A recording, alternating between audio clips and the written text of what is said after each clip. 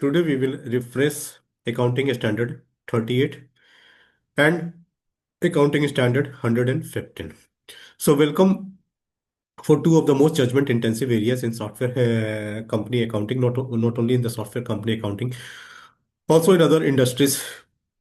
Both the accounting standards are being used. One is the revenue recognition and the other is research and development expense treatment.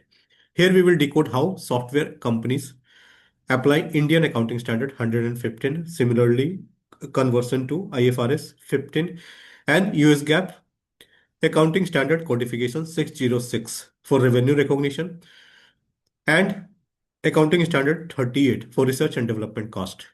These standards are not about rules, they are about judgment, documentations, and control. Using a practical industry aligned framework, we will walk through how revenue is recognized across license, service, AMC, and milestones based contract. Why revenue recognition in software is inherently judgment intensive, and how to decide when research and development should be expensed versus capitalized with real world examples and governance checkpoints. This is designed for finance leaders, auditors, CFOs, and professionals working in technology driven organizations. Let's begin with revenue recognition for software, product, and services. Let me upload the slide.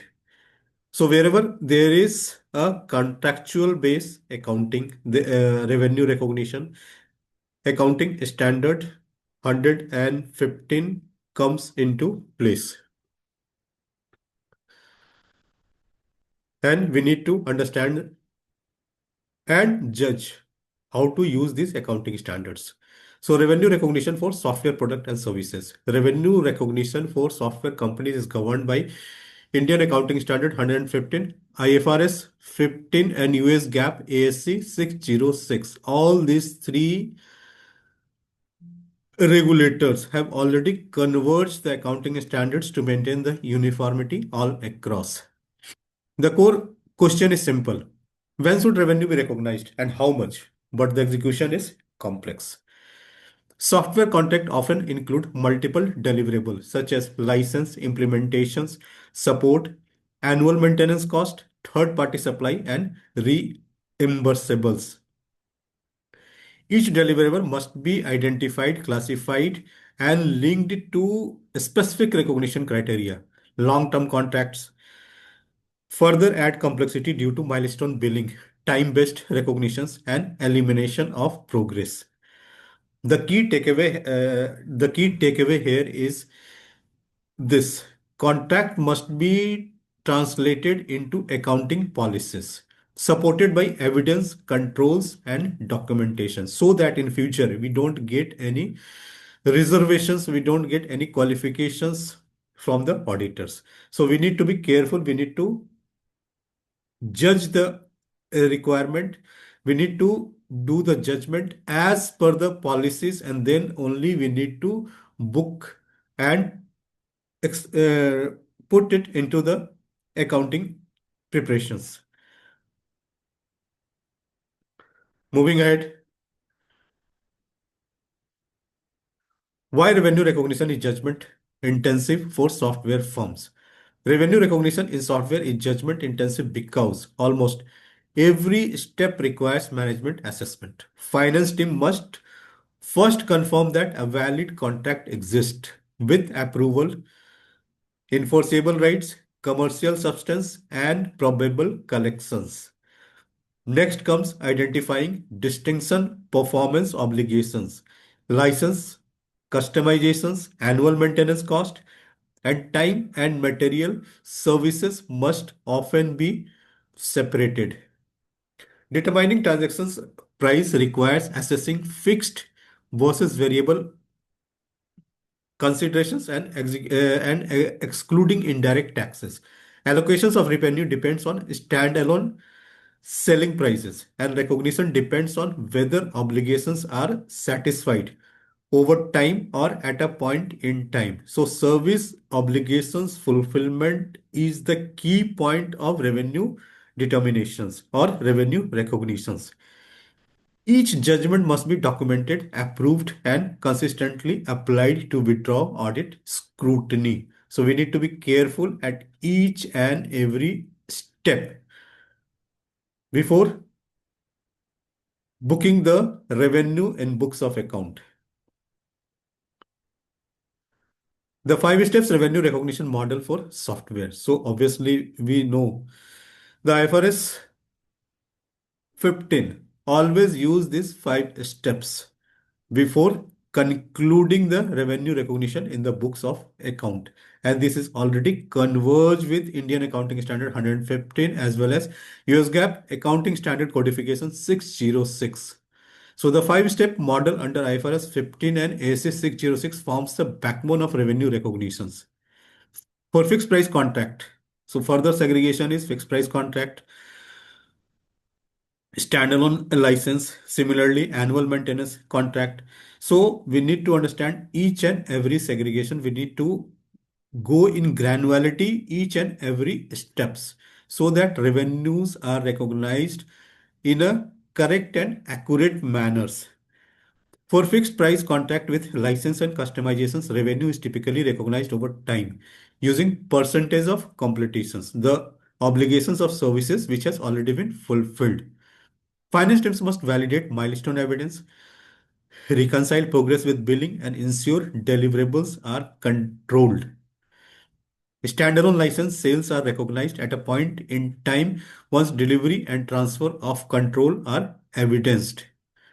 Time and material services are recognized as service are rendered supported by time sheets and service logs. Annual maintenance contracts or AMC are recognized pro rata over the contract period with deferred revenue tracking. The focus remains on aligning accounting entries with actual performance and contractual obligations. So all these steps need to be thoroughly studied before we move ahead and concluding on booking the revenue. Some of the special revenue areas, the third party supply and reimbursables. Certain revenue streams require special attentions. For third party supplies, companies must assess whether they act as principal or agent. If the company controls the good or services and sets pricing, revenue is recognized on a gross basis. Similarly, if acting as an agent only, the net margin is recognized. Reimbursable expenses are recognized only when they are directly linked to a performance obligations.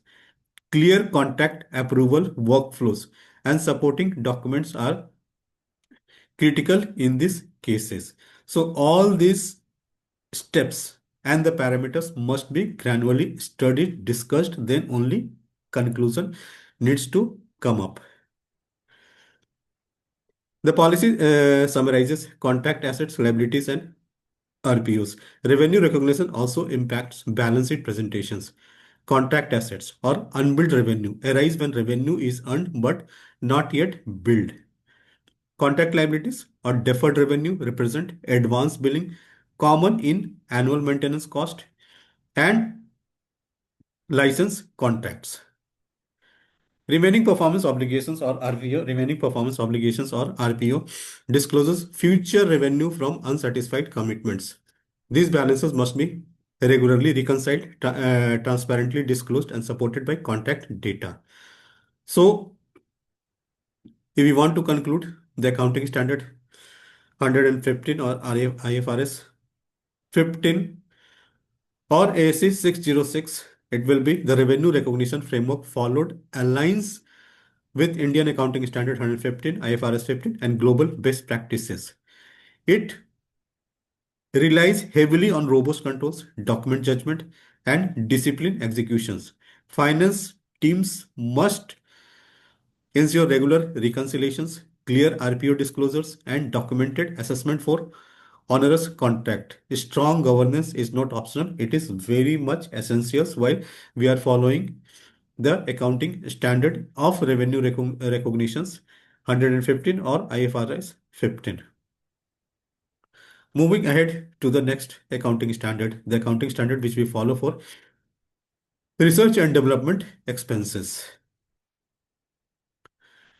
With revenue address, let's move to another equally critical area, research and development cost.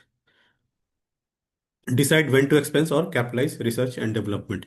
Accounting for research and development is governed primarily by Accounting Standard 38, intangible assets supported by other standards. The core principle is straightforward. We all the accountant, all the people who are having versed with the accounting standards, they are aware that the core principle is straightforward. Research costs are expensed. Development cost may be capitalized, but only when strict criteria are met. The practical challenges lies in correctly identifying phase boundaries and documenting decisions early. Capitalization is not a default choice. It is an exception that requires strong evidence. Moving ahead, research versus development accounting treatment. Research activates include exploration, proof of concept, architecture evaluations, and artificial intelligence experimentations. These activities are always expensed as technical feasibility is not yet established. So these are the key components which need to be expensed of. There is no second thought of capitalizing them. This includes explorations, proof of concept, architecture evaluation, as well as AI experimentations. Development cost may be capitalized only after feasibility is proven, and all six criteria under accounting standard 38 are met. Then only we are ready with capitalization of development costs. So we need to check all these six steps, the criteria which is mentioned in accounting standard 38. Formal feasibility sign-offs and cost tracking are essentials in any criteria. If any criteria is unmet, cost must be expensed without exception. Practical documentation and controls for research and development. Strong documentation is the backbone of defensible research and development accounting. Costs should be tracked at an activity level and tagged by project phase. Feasibility evidence, approvals, architecture designs, and prototypes results must be retained. This ensures that capitalization decisions are audit ready and transparent.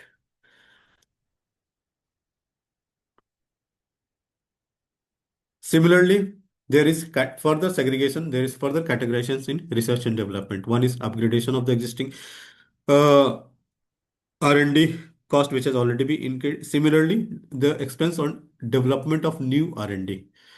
So what will be the decision matrix in both the cases? Routine upgrades such as bug fixes, regulatory changes, performance tuning, and user interface improvements are expensed off. Similarly, when we talk about the new development follows a staged approach. Ideation and beta phase are expensed. Post-feasibility development may be capitalized if the module is separable and capable of generating independent economic benefits. Artificial intelligence engines may qualify only if functional separability is clearly demonstrated. Capitalization of research and development, subsequent accounting. Once capitalized, research and development is recorded as capital work in progress until ready for use. It is then classified as an intangible asset, amortized over its useful life. Impairment review under the Indian Accounting Standard 36 are required when performance indicators deteriorate. Ongoing monitoring is essential to prevent overstatements of assets. So, to conclude, both revenue recognition and research and development accounting demand disciplined judgment, strong control, and detailed documentations. Conservative accounting supported by evidence not only strengthens audit defensibility but also builds stakeholders' confidence. Thank you for listening. Stay tuned for more insights on finance, governance, and accounting best practices. Thank you very much.